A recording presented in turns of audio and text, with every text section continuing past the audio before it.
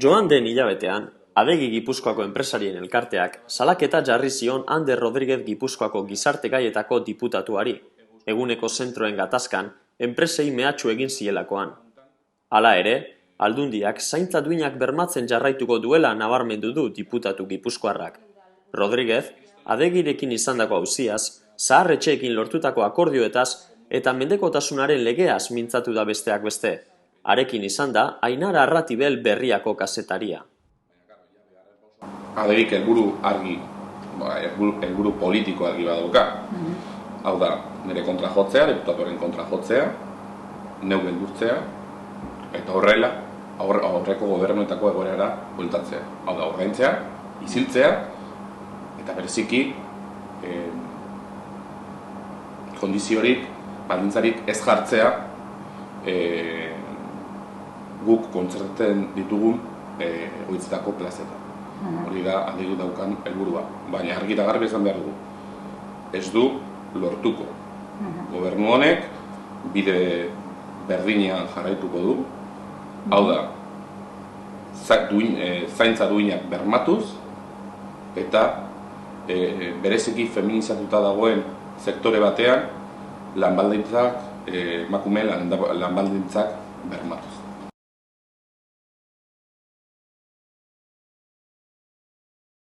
Bueno, hor salaketa jarri zuen, guk gure abokatuen bitartez hainbat helegite aurkeztu genituen, bereziki planteatuz Adegik planteatzen zituen neurri kautelarrak, epaiak ezezkoa eman zien, eta guk gure partetik planteatu genuen Gipuzkoako audientzia provintzialan ez zela epaitu behar, baizik eta auzitegi nagusia. Baiezkoa eman zigun Gipuzkoako epailea, eta zen gaude.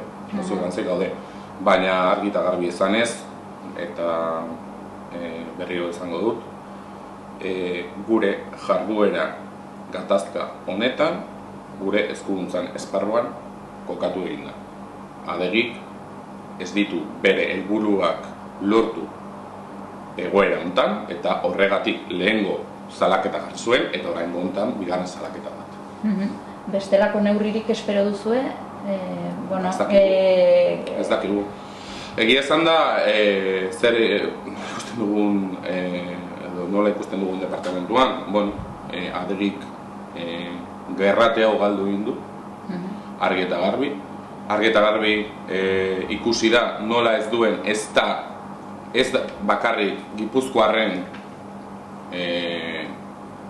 nahia errespetatzen, baizik eta egoitzak usteatzen dituzten enpresen interesak ere ez dituela ordezkantzen Adegi. Adegi objektibo politikoak dituen patronala da.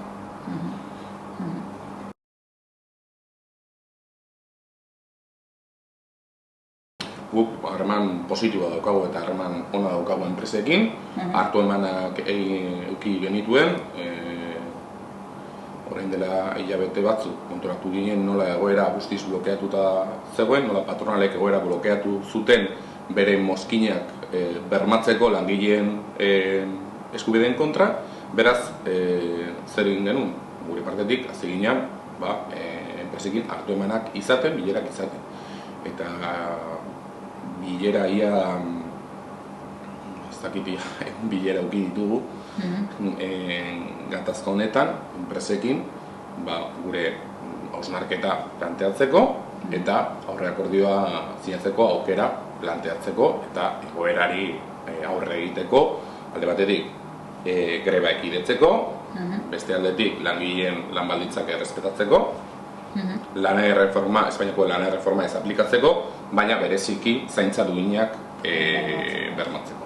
Gaur egun izan dezakegu, sektoraren gehiengo bat, ia 90 baino gehiago lanbaldintza duinak bermatuta dituztela. Oraindik 3 egoitza dauzkagu greba egoeran, eta esan beharra daukagu horri buruz, beharrezkoa da, eta nahi ez akordio bat lortu beharko dutela.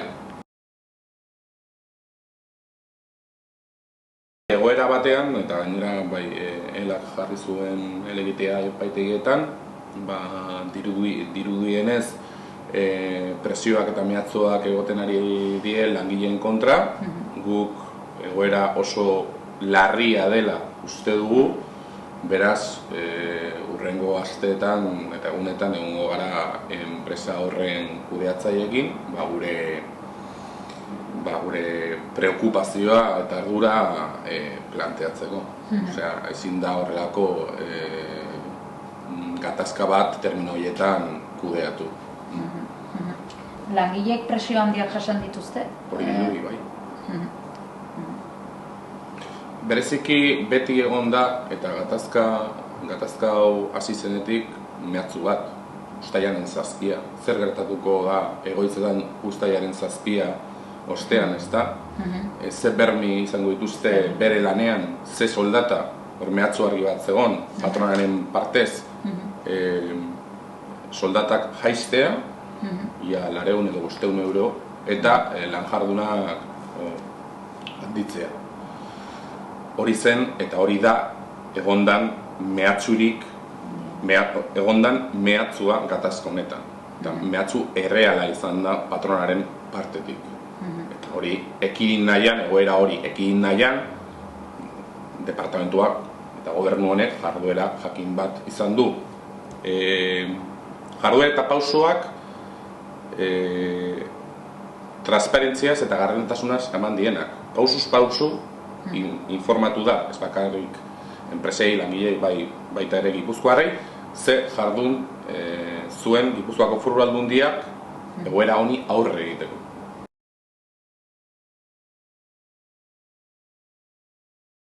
Orain bakarrik 3 egoitza geratzen dira greba, baina gaur egun, oraindik norbaitek pentsatzen badu, lan erreforma aplikatuz, zaintza prekarizatuz, soldakak jaitsiz, diru erabazi behar duela, gaizki dabil, benetan gaizki dabil. Hori ez da gertatuko. Norbaitek, bere lan baldintzak edo bere soldatak jaisten baldin baditu, Foru Aldundiak automatikoki bere tarifa gutxitu egingo du.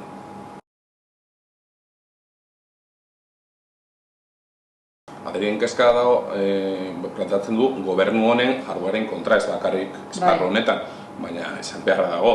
Gauza ez da bakarrik gobernuatek hitzarmen horiek defendatzea, baita ekintzez ere, eta gobernu honek argi eta garbi islatu du nola ekintzez ere defendatu daitekeen. Eta horregatikan ikusten dugu nola erreakzionatu duen edo erantzun duen Aderik gure jardueren kontra.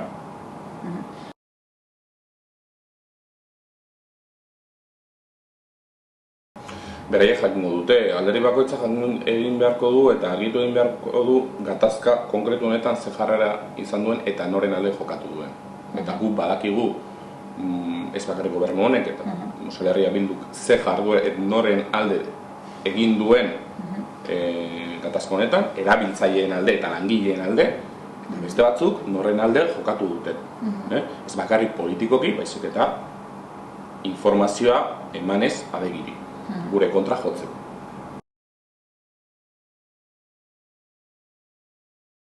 Guk argi eta garbi Aldundian sartu baino lehen argi eta garbi izan genuen gizarte zerbitzuetako langileen lan baldintzak hobetu egin behar zirela. Bi sektoreetan nagusiki, batetaz mintzoen gara, zahartxeak eta eguneko zalteak, eta beste aldean dago beste hitzarmen bat gizarteratze arloan garatzen dena. Gizarteratze arloa eta adin txikikoen zentroetan. Gu sartu ginenean, ez zegoen hitzarmenik. Hitzarmen hori guk sartu baino hilabete bat edo bi lehenago sinatu zen, eta zer egin genuen, konpromisoa hartu genuen, hitzarmen hori aplikatzeko.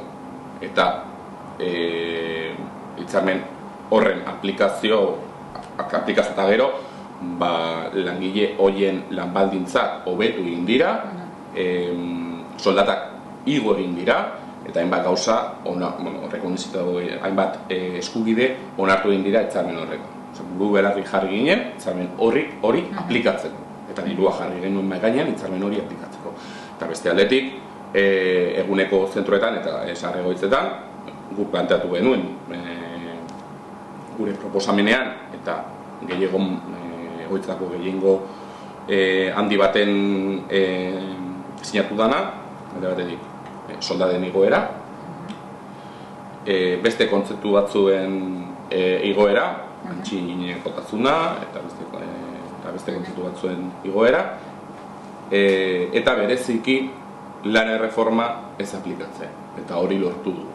Langileen lanbaldintzen hobetzea, eta beste aldetik ere, ikusi beharko dugu hurrengo urteetan posible dan hausnarketa bat egitea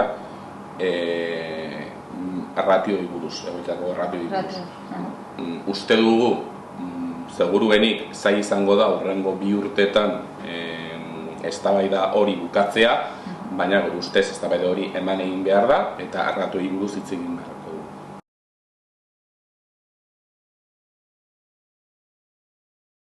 Eta ze ja prest duzu edo buruan duzu esparru horretan egin nahi duzuen proposamena? Ez, lantzen ari zate? Ez, oraindik, eztabaida gure ustez alde guztietatik, alde guztien ekarpenekin egin behar da. Beraz, pixkanaka planteatuko dugu eztabaida hau irekitzea.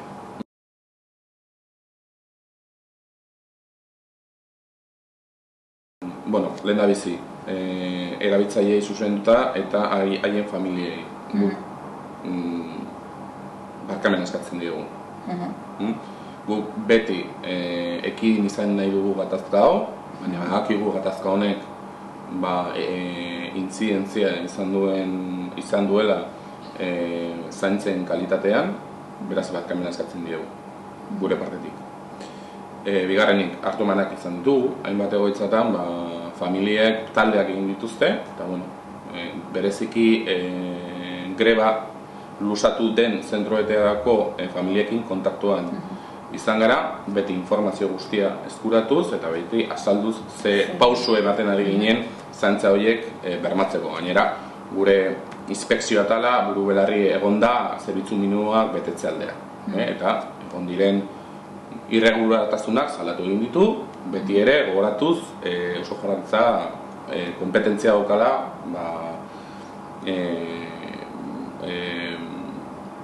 infrakzio horiek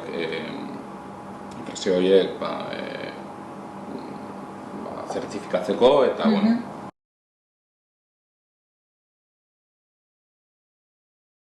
Bereik itzi dute bidea. Bereik lehenengo momentutik maitik altza egin ziren, lehenengo salaketa jarri, eta bereiek etzi zuten bidea. Ez zuten inolako interesik gatazka hau konpontzeko guk planteatutako parametroetan.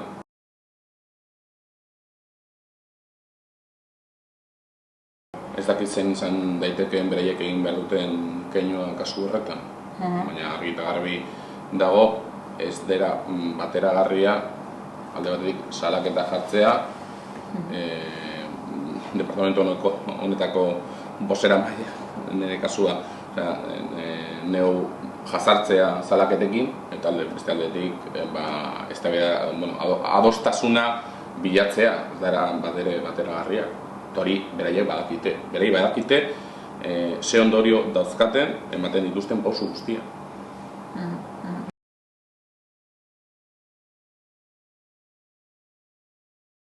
Bueno, gure oso balorazio positiboa egiten dugu. Bereziki, gure jarduera konparatzen baduzu beste administrazio batzuetako jarduera. Hau da, Gipuzkoarrek zituzten eskubide guztiak bermatu egin ditugu, era berean, beste administrazio batzuek egindako murrizketak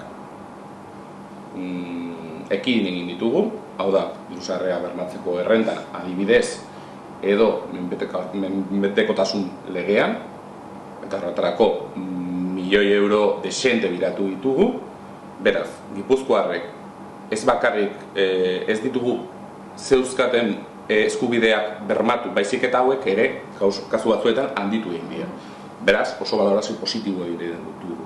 Eta hurrengo urteetara begira, gure asmoa da hildo berdina mantentzea. Lehengo momentutik, gobernu honek hartu duen konpromesua, eta konpromesu hori mantendu dugu du. Baina bestaldetik esan beharra dago, gauzak bere, gobernu honen politikak elkarlanean egiten direla. Beraz, mendekotasun legearen eskubideak mantentzea eta beste aldetik erreforma fiskalak burutzea batek bestea dakar. Zergatik planteatzen ditugu erreforma fiskalak? Diru bilketa ez bakarrik, baina hau garrantzitsua dana, sistema fiskal justuago bat eraikitzeko, baizik eta baita ere, sarrera gehiago edukitzeko, honi erantzuteko. Menpekotasun legeko prestazioak ez murrizteko adibidez. Eta hori lortu egin dugu. Bi urte hauetan lortu egin dugu.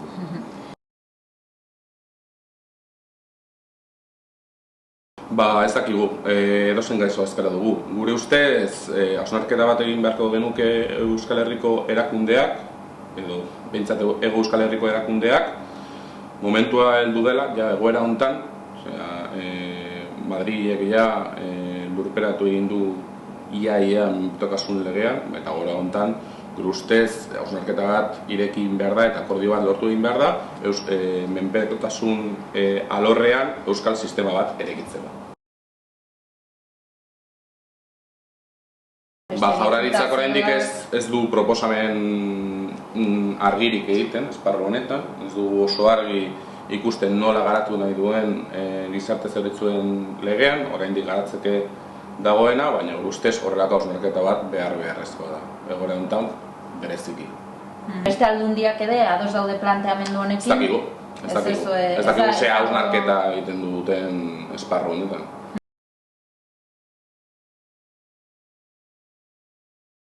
Guk ezin dugu esparru honetan eskumenak ez dituzu. Ezin dugu gauza handirik egin, guk pobreziari aurre egiteko diru sarrera bermatzeko laguntza jarri genuen martzan, €1.000.000 desente aurten 2,8 milioi eratu ditugu, baina AESen kasua arduraz ikusten dugu eta garbi izaten dugu. Ezin da esan gobernu batetik pertsonak diela lehentasuna eta gero AESak ordaintzeko beharrezkoak diren errekurtsoak ez bideratzea. Eta beste aldetik esatea, edo planteatzea, ez dugu dirurik AESa konpletatzeko, baina beste aldetik esatea abiadura handiko trena eraikitzeko prest gaude dirua aurreratzeko Madrileko gobernuari. Edo adibidez horiaz esatea eta beste aldetik esatea, guk hor planteatzen dute defizit adizional bat eduko dutela irailean, hor sarrera batzuk daude, horra bideratzeko. Zuen apusta hori litzakez horra bideratzeko. Argi eta garbi, pobreziari aurre egiteko. Pobrezia aurre egitea lehentasuna izan behar da. Pobrezia onartezina da. Eta pobrezia mantentzea erabaki politikoa da. Lander, hauxe esan dena. Listo.